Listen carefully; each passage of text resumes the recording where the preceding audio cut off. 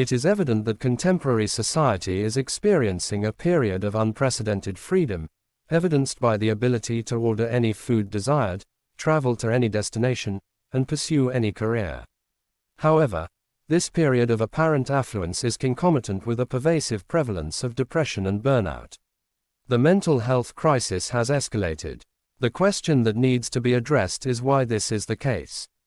The last time the feeling of being enough was experienced by the individual is important to establish, as is the question of whether this feeling can in fact be recreated. The argument will be made that the cultural emphasis on self-improvement is the cause of feelings of being burnt out and depressed.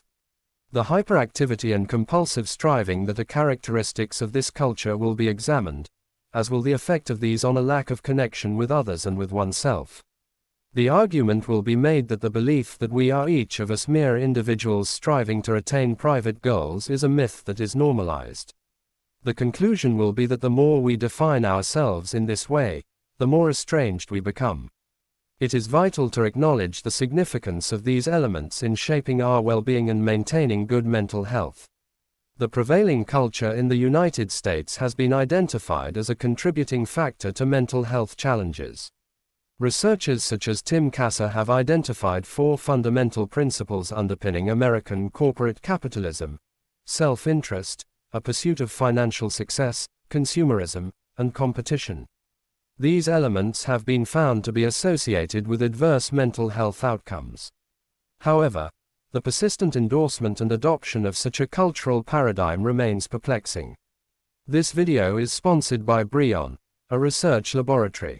The present study built upon Kasser's theories by specifically examining the relationship between intrinsic versus extrinsic aspirations and their impact on mental health outcomes. Despite my own challenges with statistical analysis, I found the interactive nature of Brion's lessons, which utilized hands-on learning methods in mathematics, science, and computer science, to be a valuable approach. This pedagogical approach has been found to facilitate 6-fold more effective learning compared to traditional lecture videos. The Brion courses in data science and analysis have played a pivotal role in enhancing my understanding of these subjects. The course offers an accessible introduction to data collection and analysis, presenting probability and statistics in an engaging and interactive manner. In comparison to conventional textbooks, this course is notably more engaging and enjoyable. Additionally, the O'Reilly Learning Platform offers over 60 additional courses, providing comprehensive and intuitive explanations of STEM-related topics, emphasizing their practical relevance in everyday life.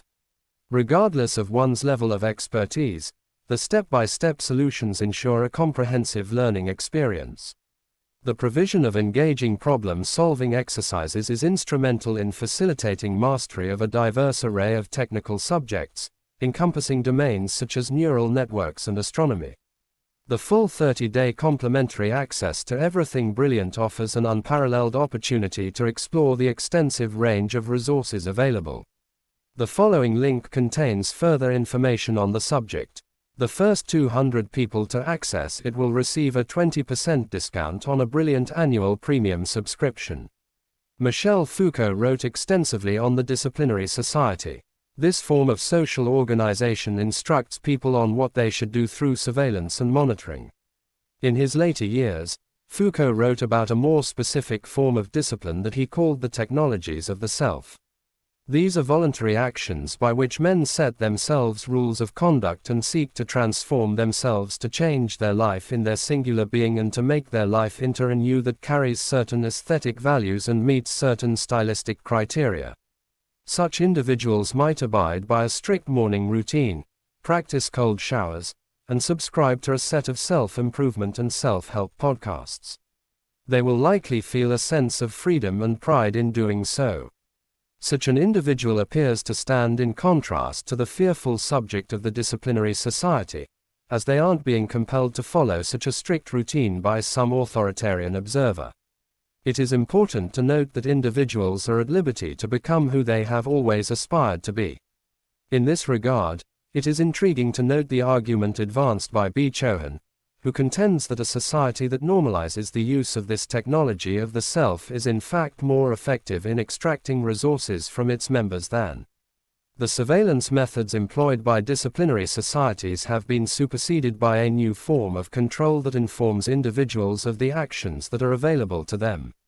This novel approach to governance is characterized by the utilization of smart power, which compels individuals to engage in power relations of their own volition, rather than exerting inhibitions or repressing behavior. Smart power serves to motivate individuals to self-optimize, in contrast to the more traditional disciplinary society, which relied on the constant surveillance of its subjects in order to optimize productivity. In the contemporary age, we have assumed responsibility for surveillance, driven by the desire to enhance our own well-being. We employ various tools, including applications, ranking systems and health data, to assess our level of self-optimization.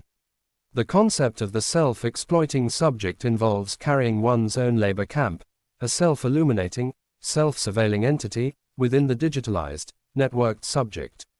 This subject functions as a panopticon within a digitalized network. Consequently, each individual has become the agent of their own perpetual auto-surveillance.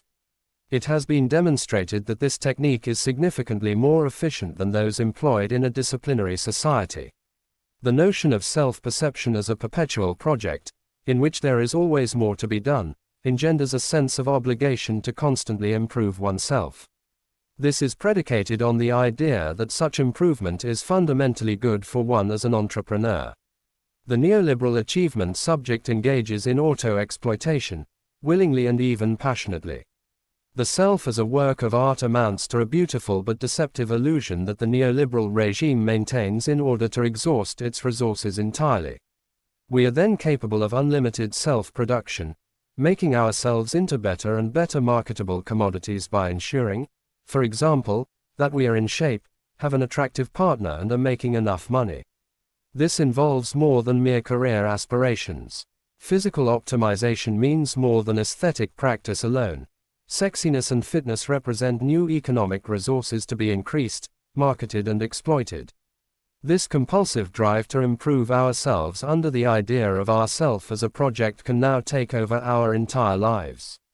The pressure to achieve, to be more and to do more leads the concept of culturally induced narcissism, as proposed by Stephen Rinner, posits that narcissism and sociopathy are manifestations of a cultural zeitgeist within the context of corporate America.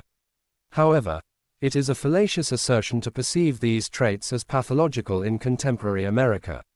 In contemporary society, these strategies are effective. It is imperative to be constantly focused on oneself, to monitor performance and self-image. A fixation on self-promotion means one must never let one's guard down, compulsively marketing and improving oneself in the hope of one day perfecting one's self-project. This constant self-reference develops into a rat race within oneself, which can eventually lead to burnout or, as Young Chan describes, tiredness. The ego grows exhausted and wears itself down. Such tiredness stems from the redundancy and recurrence of the ego. We exhaust ourselves with ourselves. Evidently, burnout is more often than not treated as an annoyance or a failure to master oneself fully. It is seen as a weakness and should be treated immediately, lest we run the risk of falling short of our journey towards self-optimization. However, I posit that burnout and depression should be seen more as the very symptoms of this compulsion for achievement. In Weariness of the Self, Arenberg points to this societal achievement has been identified as a contributing factor to the observed rise in depression. The onset of depression can be traced back to the breakdown of conventional behavioral norms, which subsequently gave rise to an invitation for personal initiative. Individuals grappling with depression find themselves unable to meet these expectations and experience a sense of exhaustion in their attempts to conform. This voluntary self-exploitation has been shown to result in a fractured sense of self. Individuals affected by depression may experience a profound sense of dislocation, accompanied by a loss of connection with themselves and others. This is a result of the compulsive pursuit of self-perfection. Depression and burnout can be seen as early warning signs of the destructive nature of this pursuit of self-improvement and the desire to be a better person. It is important to note that such a journey is not necessarily detrimental to one's well-being. Indeed, it can be argued that such a process is healthy and often beneficial. However, it is equally important to pay close attention to when such a process collapses into a hellish cycle of excessive self-reference and exhaustion. It is more than likely that such an outcome is the result of self-exploitation rather than healthy, intrinsically motivated self-improvement. Alienation is inevitable when one's inner sense of value becomes status-driven, hinging on externally imposed standards of competitive achievement and acquisition, and a highly conditional acceptance in others' eyes. One struggles to answer the question, who am I? And this is an important question to answer if we wish to ever truly improve ourselves. Eric Furr's Escape from Freedom is a masterful exploration of how freedom alone can nonetheless leave us unhappy, alienated and vulnerable to authoritarianism. Negative freedom, the absence of constraints, does not bring us closer to solving the question of who we are. We live under the illusion that we know what we want, but, as Fromm argues, the sad fact of the matter is that we want that which it can be argued that this is the fundamental motivation behind the rise of compulsive self-improvement. Individuals have become automatons, living under the illusion of being self-will, in a world where genuine relatedness has been lost and everything has become instrumentalized. The cure for this is simplicity, which can be seen in both artists and children. Spontaneous activity does not abide by rigid self-optimization and improvement. Instead, it is an embrace of activity for the sake of the activity itself. Art, playtime with friends and a gradual slowing down fly in the face of the sorts of self-improvement that lead to burnout. As Smith writes, spontaneous activity is the one way in which man can overcome the terror of aloneness without sacrificing the integrity of the self. In the spontaneous realization of the self, the ability to connect with the world in a meaningful way is contingent on being fully present and engaged with the immediate environment. This necessitates the cultivation of active listening and the recognition of the inherent value of listening. According to B. Shalan, this capacity is inherently beyond the grasp of the hyperactive ego, which is perpetually engaged in self-measurement and optimization. External disruptions are perceived as threats to the fulfillment of one's potential. The act of listening entails the openness to oneself and the world around us. The contemporary world has led to an increased focus on the self as a project, resulting in rigidity and a lack of spontaneity. It is only in moments of intrinsic focus, where actions are driven by intrinsic motivation, that we can evade the burnout that is characteristic of society. This state of being fully engaged with the present, often referred to as a flow state, a spontaneous state, or a resonance, is said to be the state of true vitality. However, it is important to note that this sense of vitality is often accompanied by a sense of self-absorption. In addressing this issue, Bertrand Russell offers a concise and effective approach. The secret to happiness, as he suggests, lies in cultivating a wide range of interests and responding to life's experiences with flexibility. It is recommended that individuals adopt a friendly disposition towards those things and persons that pique their interest, as opposed to a hostile approach.